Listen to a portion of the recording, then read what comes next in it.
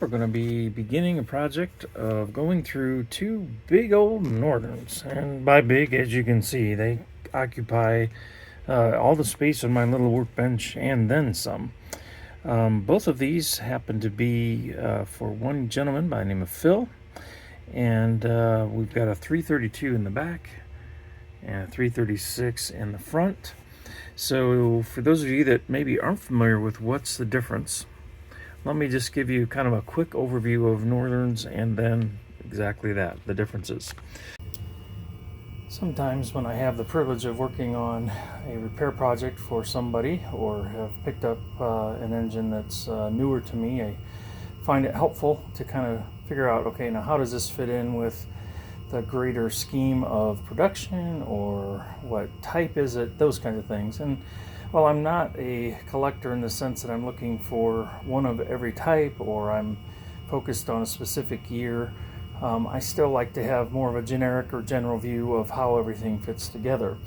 And so I invite you to join me today for a little bit of history. And again, I'm going to be using Doyle and some others for reference on some of this. But just kind of the basics would be the Northern, or the 4-8 four-wheel arrangement, is the largest steam engine that AC Gilbert made.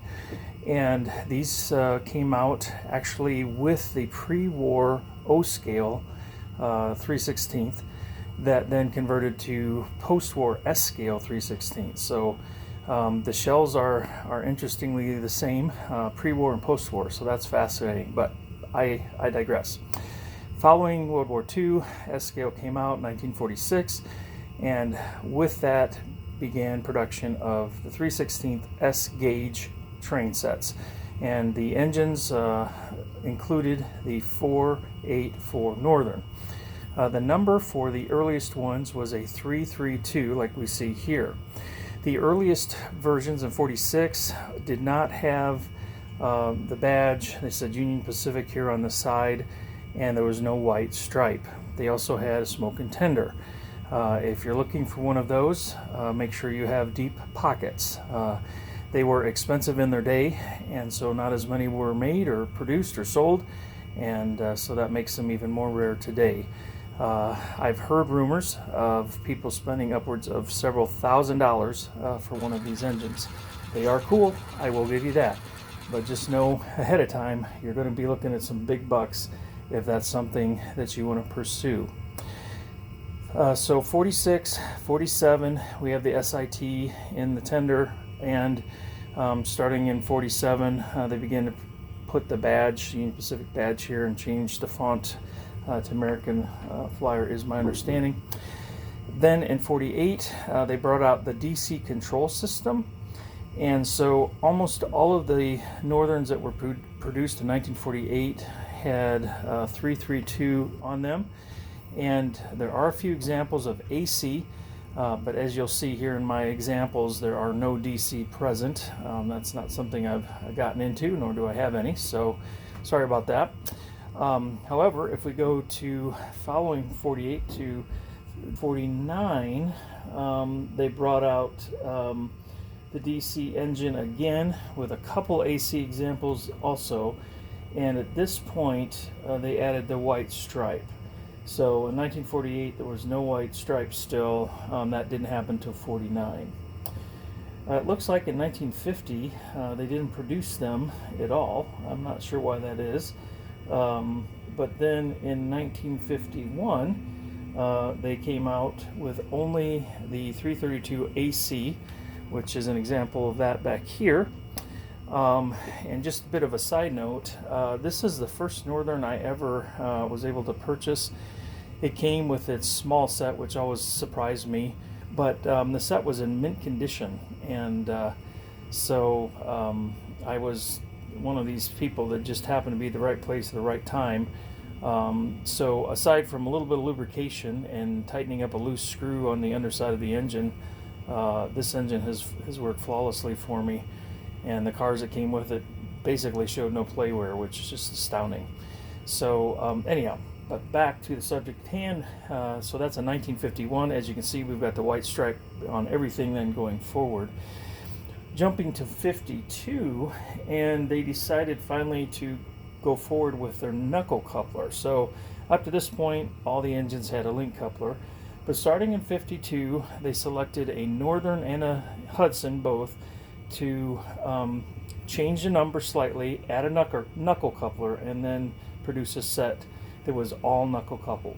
So here we have an example of a K335. This would have been a 1952 release, and as you can see, it is waiting for me to do some work on it. And interestingly enough, somehow I have two of these, and the other one's in worse shape yet. So those are future projects that if you're interested in this kind of thing, keep your eyes peeled.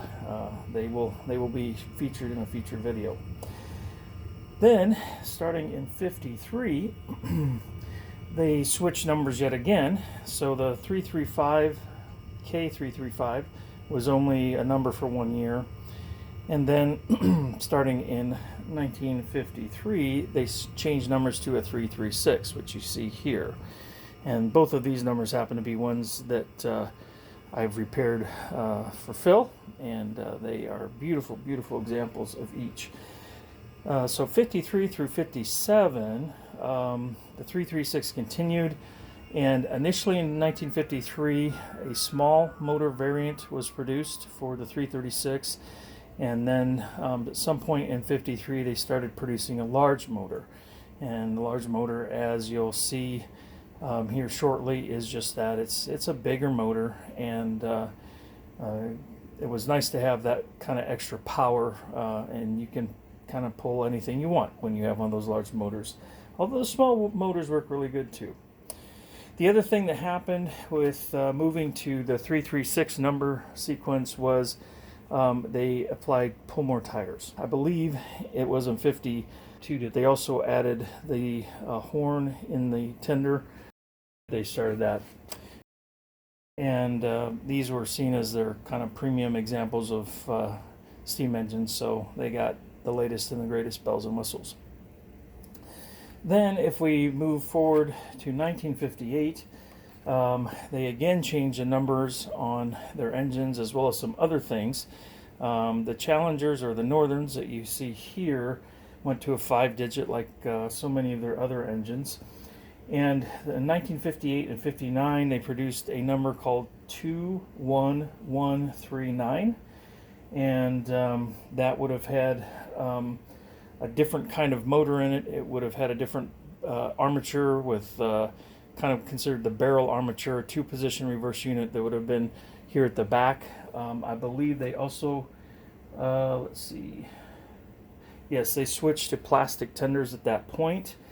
And then in 1960, for that year, they produced a different number yet again, a 21140. This would have been very similar to the 21139, other than the number being different, and it's even more rare. So the 5-digit Northerns are kind of like the first 1946 versions. They are very hard to come by, and if you are interested in one of those, make sure your pockets are deep and well lined with mucho dinero. I hope you've enjoyed this, and we'll go ahead now and get going on the 2 engines I repaired here for Phil, and hope you enjoy this. A few other things that are interesting about these that you don't really find on any of the other Flyer engines. One, in the tender, you have a couple screws up front, one on either side, and this front plate actually comes loose. So if you're taking apart one of these tenders, you have screws along the bottom, 6, and then you have 2 on the side. So there's a lot more screws to be had with the tenders. With the engines and linkages, I counted one time, and I'm trying to remember, but I thought there were like 20 screws to remove. Now, I don't want to, that might not be right. There's a lot of screws, a lot more screws, because you have this bracket here, and then inside you have additional screws. So anyhow, it's not necessarily a big deal, but you just have more. The other thing that's different with the Northerns is they put number boards up here, and kind of like the K5s, you've got a bell hanging out over the front, and you've got some nicer hand railing as well. So all in all, very nicely done. big engines, of course, metal. And so Phil told me before he sent me these things that one of them had a little accident on his layout and had broken something up front. And when I look at this 332, I see that the bell bracket has been broken, as well as on the number boards. So that's one of the repairs that I'm going to look at. And this piece here is where the number bracket goes down on it. It looks like it's kind of been sheared off. So we'll see how that repair goes. I will know when I get there, kind of thing. And then in transit, unfortunately, the number board of the 336 popped off. But fortunately, that did survive the trip, and I did find it in the box, so I was very relieved about that. One other thing that happened, unfortunately, in the trip to me is rear step off of, yes, the 336 snapped off. Probably was compromised to begin with. So that's another piece of the puzzle that I will be working on as I go through these motors and engines. So, all right. Thank you so much for tuning in, and appreciate you guys being with me on these journeys, and I hope you find them interesting. Here we go. So, some interesting things now that I've got the shell apart, and for those of you that aren't familiar with the northern shells, as I mentioned, the front end, which is over here, is held in by those two small screws, and it actually comes off completely. So a couple things about this. So this tells me that this is not the original wire harness, which is interesting. I guess this is what you do before you have shrink wrap tubing. And then also, I'm going to zoom in here. We have a finger repair. So there apparently was a hole in that finger at some point, and so the solution was to put solder over that. I don't know that there's anything wrong with that, but just something I noticed. So in theory, the fingers are good. I think the reason the motor didn't work is just because, well, we've got a lot of problems up here. Hello, Phil. Hey, I got an update for you. As I got further into the reverse unit, I ended up finding just tiny holes in all the fingers. Like I had mentioned earlier, the one was soldered to plug a hole, and then when I started looking around, they just, like I said, they all had really tiny holes, which I don't know, you can't even really hardly see them, but they're there. Replaced all the fingers, and as mentioned before, the wiring was kind of a mess. And so I just went ahead and replaced all that with new nice flexible wire, and I put little bits of shrink tubing on, so if you or someone else ever needs to do any troubleshooting, voila, you actually have color codes on either end of the wire. Isn't that nice? Yeah. So anyhow, let's go ahead and see what we get here. Hey, that's good. All right. It's acting like it hasn't run for a while or been loose, but that's no problem. Got some smoke. Good. All right. I've blown up your 336. No, I'm kidding. 332, and taken it apart. I've got the tender all nice and cleaned up and polished up and beautified, and it's working great. Reverse unit's working great. I did new fingers, new wire all the way around. New wire all the way around, and that works really good. So I'm moving on to your engine, and just a couple things I thought were interesting. One is I've noticed more on the tender than I did the engine, but quite a bit of rust. So if you have the ability to store these in a dehumidified space, I think that'd be a good idea. I've got the iron field, or a part of the field that's iron cleaned up now, but there's a lot of rust on here, and to me it looks like maybe it's starting to get a little bit between the plates, which, you know, that could be a problem down the road if you get moisture in there and the plates rust and swell. I don't see that that's happening, but just because I saw that rust, I thought I'd mention that to you. So that's of note. I thought this was interesting. I'll go ahead and pull this guy up front or closer here, and we'll zoom in a little bit. And there we go. Look at that beautiful halo. This is off of one of the drive wheels. This was behind the side rod, and I believe that's hair. So, you know, I imagine a lot of these engines have been run on layouts on the floor, and apparently it was helping clean the floor while it was in operation. Something else that's interesting, and I see this, but this one's pretty good and compacted. Before I clean these commutator fields, if you look at the cracks between the plates, you'll see debris from the brushes, and that's just what happens as things wear. But it also can cause some minimal shorting or lose efficiency and increase amperage and that kind of stuff. So that's one of the things that I'm going to clean out, and needs to always be kept clean. I noticed the brushes here, they've got somewhere on them. I guess I should have brought a new set out. I'm going to go ahead and replace these for you, get you some new brushes. They're about 50% used. And you've got double or possibly triple springs. It's a little hard for me to tell. I think they might be actually 3 springs. They are they are stiff. So they've been pushing hard on those brushes, which is why you've got so much gunk build up in there. And I guess it is what it is. Other than that, I haven't seen anything else of note. But just again, the 2 things that I need to do here is I got a new number board, and so I'm gonna need to affix that here. I'm not quite sure what I'm gonna do there yet.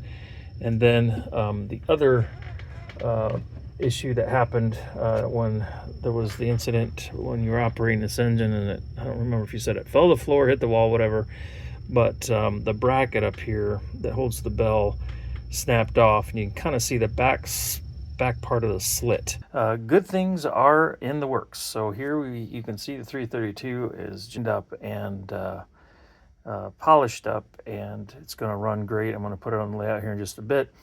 I've got your bell hanger made. I used some brass and JB Weld and some paint. Also added your number board again with those same combination of JB Weld and paint. Also went ahead and JB welded this one on because what happens is the way these were originally attached, that bit of metal is so much of it's gone. I have nothing to reattach it with, so that's why the JB Weld. I also found, I didn't notice this until I was putting things together here finally, that the rear truck actually had come apart. There's a bar in the front that has just similar to this form of attachment. There's metal studs on either side, and they're just kind of pinged down to hold the bracket at the front and the back of the truck. And one of those had popped loose, and so I went ahead and fixed that for you. Replaced the headlight, obviously rewired the wire harness for you, and did a major cleanup. So we'll get this on the rails here in just a second, and let me know what you think. I also did some paint. The white stripe was in pretty bad shape. Got that cleaned up for you and painted. Did a little tiny bit of black touch up, not much, just the smallest amount. Of course, all the metal is polished everywhere, so it looks so cool. I can't wait for you to get this and tell me what you think.